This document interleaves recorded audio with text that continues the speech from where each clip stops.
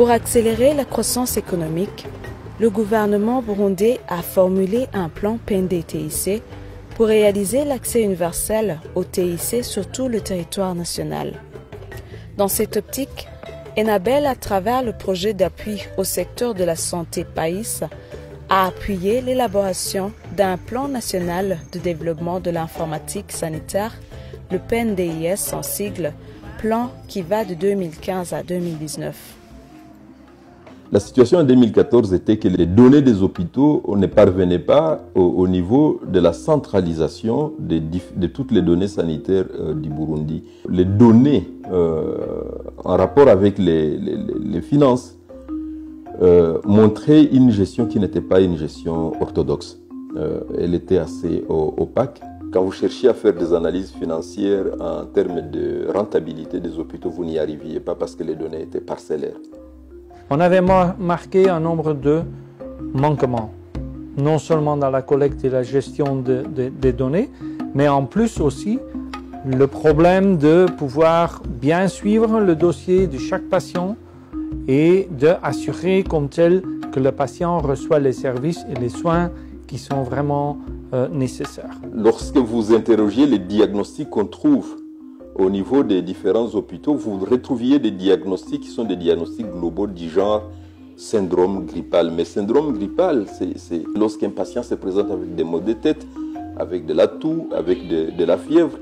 Mais ça, vous les retrouvez pas seulement dans la grippe, vous les retrouvez aussi dans la malaria, vous les retrouvez dans les hépatites, vous les retrouvez dans des viroses. Donc ça n'était pas précis. Et ça, c'est un problème de la qualité de la prise en charge. Et quand on visitait ces hôpitaux, on comprenait pourquoi les données des hôpitaux ne parvenaient pas, parce que souvent les dossiers étaient conservés dans des caves, mais qui véritablement étaient des trous d'Ali Baba.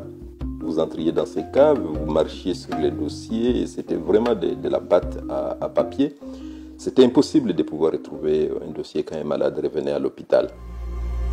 Kugira ngo ntore dossier byarangora kuko nk'ubu kubipanga ntavyo nize hariho nk'idosiye ko bazivana hariya muri facturation bakazizana ngaha hariho nk'izo nasanga vyashitse zikavanga kuko nkazirya za chirurgie médecine interne pédiatrie gutyo ngasanga ziravanze ivyo navyo vyaraduhisha kandi urumva vyanta mu makosa mugaba amakosa atarayiwanje. C'était vraiment un peu chaotique avec les papiers. Quand un patient venait demander des informations dans son dossier médical qui date de plusieurs années, c'était très difficile d'y accéder. Le plus souvent, on manquait ces informations. Ubwa mbere twirifuza bakoresha amafishe bakayirondera kumbure bakayibura canke bakatwandikira ku gapapuro bikatugora tukagata tugarutse byarashobora kubagora aho bagejeje canke ivyo batuvuye. Il y avait aussi le gaspillage de l'espace parce qu'on était obligé de devoir conserver les dossiers médicaux.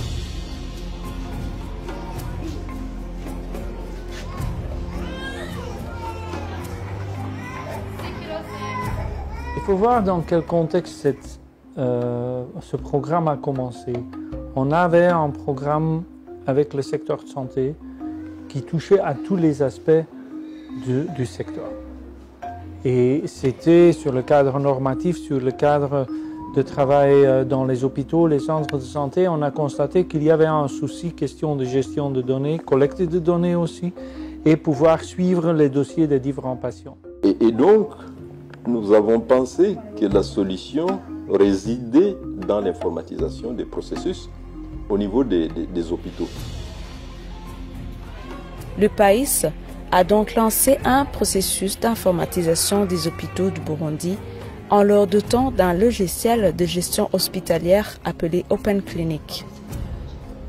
Le logiciel Open Clinic, c'est un système intégré de gestion des hôpitaux, donc ça ne gère pas seulement le dossier du patient, mais en fait ça couvre toutes les fonctionnalités, tous les flux d'informations qui existent dans un hôpital. Donc ça va de la gestion administrative du dossier patient jusqu'à la gestion financière, la gestion de l'assurance maladie, la caisse, jusqu'au dossier médical, mais aussi les informations laboratoires, radiologie, la gestion de la pharmacie, la gestion des repas, les statistiques, le rapportage.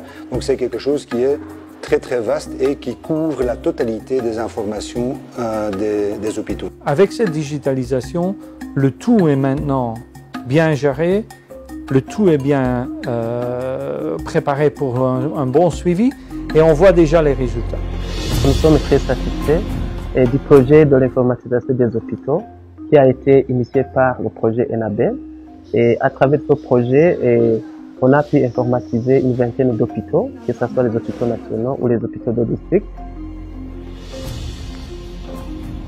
Avec ce logiciel Open Clinic, il y a eu traçabilité dans la gestion des médicaments, mais aussi la surveillance à distance du stock pharmaceutique, mais aussi le contrôle, la surveillance des fiches des malades, et la rapidité dans l'élaboration des factures, mais aussi les dossiers des patients peuvent être rapidement trouvés.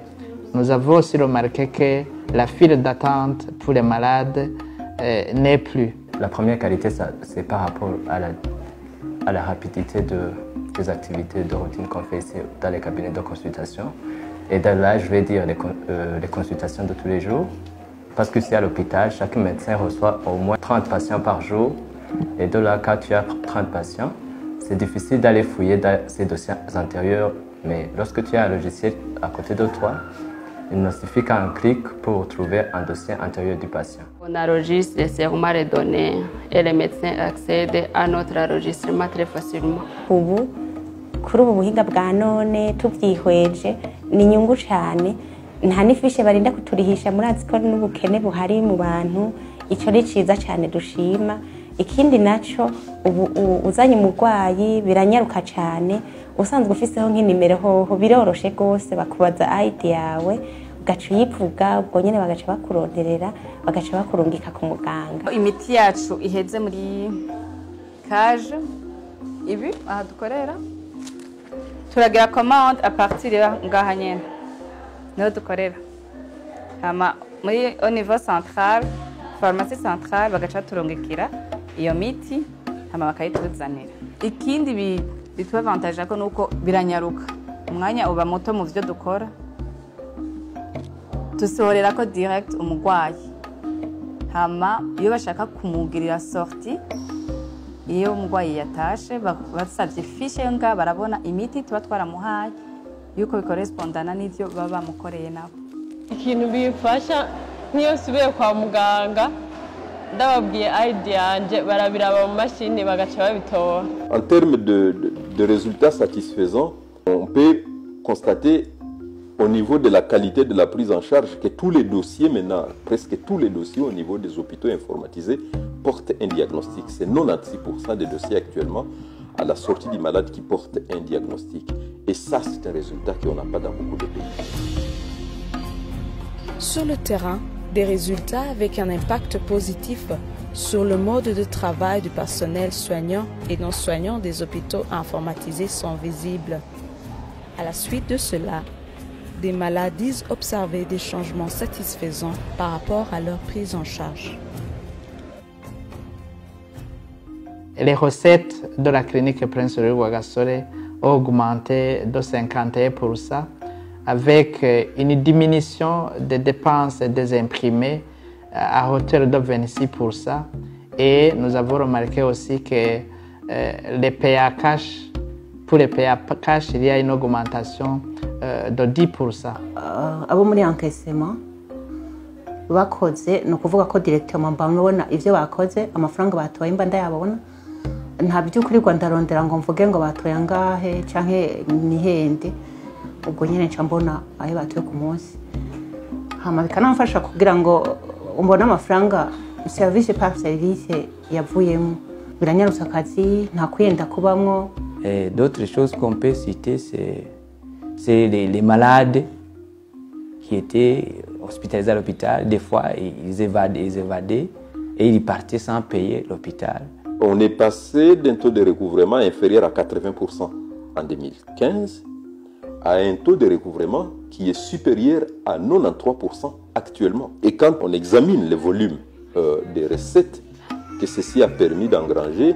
On était à un volume de 484 millions. Actuellement, on est à un volume de 933 millions de francs burundais début 2019. Ça fait une augmentation pratiquement de 93% en termes de volume de recettes actuellement engrangées au niveau des hôpitaux. Et ça, c'est un très bon résultat. Alors, il y a d'autres résultats que je pourrais appeler des résultats qui sont inattendus. Quand on regarde, par exemple, la manière dont le ministère de la Santé s'est approprié de ces projets, le ministre a recommandé que tous les hôpitaux puissent s'informatiser, y compris même avec leurs propres moyens. Et ils sont dans ce processus-là d'informatisation. Et donc, bientôt, on va se retrouver avec tous les hôpitaux du Burundi qui sont informatisés. Et même la manière dont les projets d'informatisation ont été reçus par les personnels. Les gens sont en train de se former sur les différentes applications informatiques qui ont été mises en place. Ils en demandent.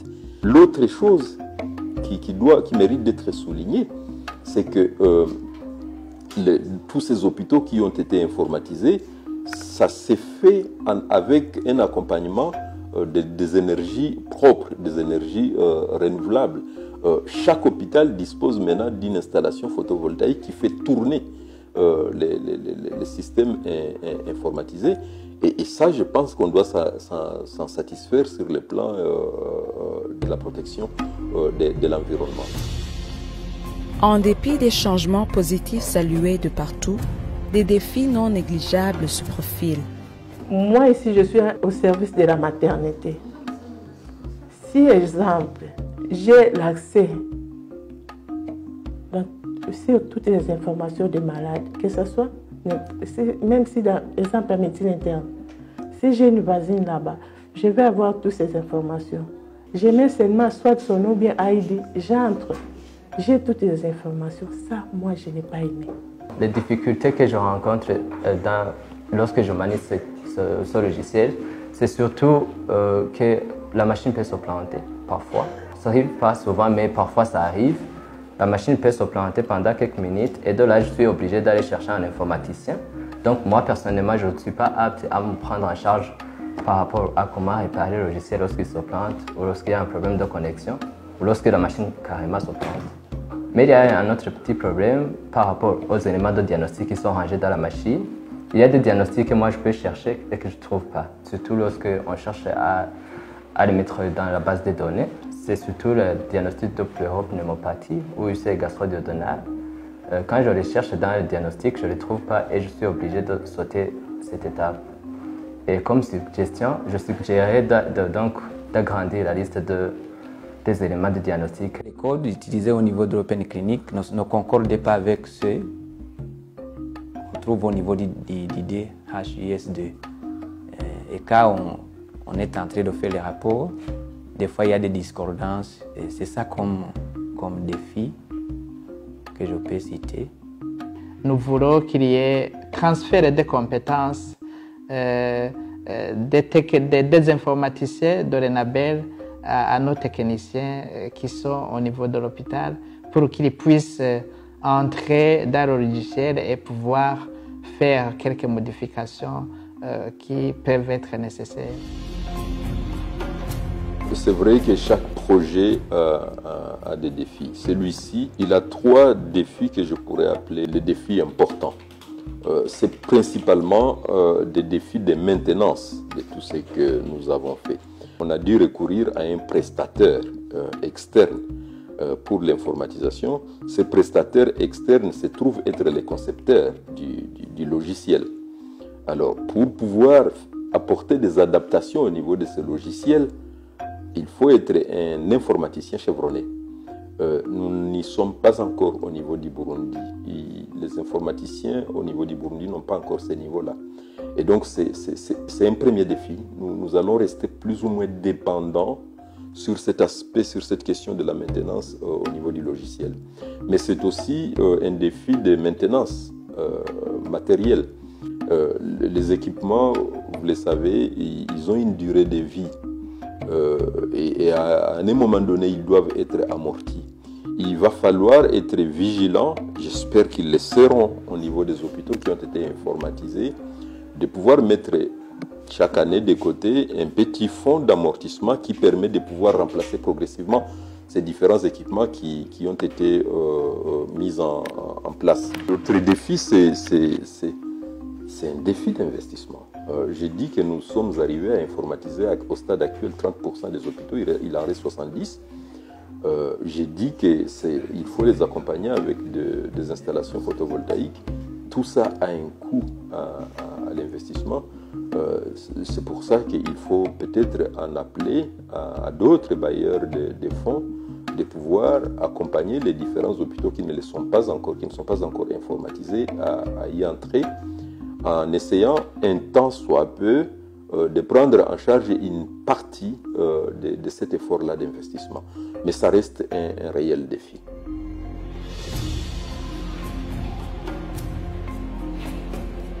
À ce jour, les médecins et responsables des hôpitaux non encore informatisés se bousculent pour être les prochains à être informatisés. L'hôpital de Kiganda, qui vient de bénéficier de l'appui d'Enabel pour sa réhabilitation et équipement, veut être le prochain bénéficiaire et dès aujourd'hui. Kubera ukuntu batwubaka ibitaro bisa neza hama bakabihurumbira tuca turonka abagwayi benshi ari twasho twasaba gishoboka dusaba Enabel canke tugasaba ubushikiranganje bwacu bwa ministere ya sante badufashe dushobore gushika kuri informatisation kugira ngo ndutu uwo mwanya turondera amadosiye canke ntituvure dabo umugwayi kandi bitamuvuyeko.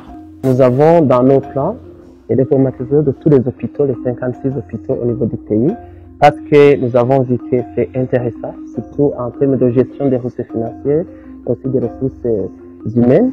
On va faire, je dirais, les champs d'expérience. Les hôpitaux qui ont déjà réussi, et à travers le projet Enabel, vont coacher les autres pour pouvoir démarrer et nous comptons terminer l'informatisation d'ici 2020 pour tous les hôpitaux au niveau du pays. Et je crois que la première chose à faire, c'est explorer et analyser les différents besoins qui restent encore à gérer, les moyens, les ressources dont on a besoin pour pouvoir le faire et les sources de ces ressources financières où on peut solliciter pour pouvoir généraliser. Le ministre a déjà donné son instruction à tous ceux concernés dans le secteur. Il veut que ça soit généralisé. Je crois que c'est une bonne décision, c'est une bonne orientation qu'on donne au secteur de santé. Et c'est donc, en effet, c'est le prochain pas. C'est généraliser l'informatisation dans tous les hôpitaux, dans les centres de santé, faire le lien entre les deux, créer et assurer un serveur national pour qu'on puisse gérer, suivre et aussi utiliser les données de santé non seulement pour les hôpitaux, mais pour autres raisons.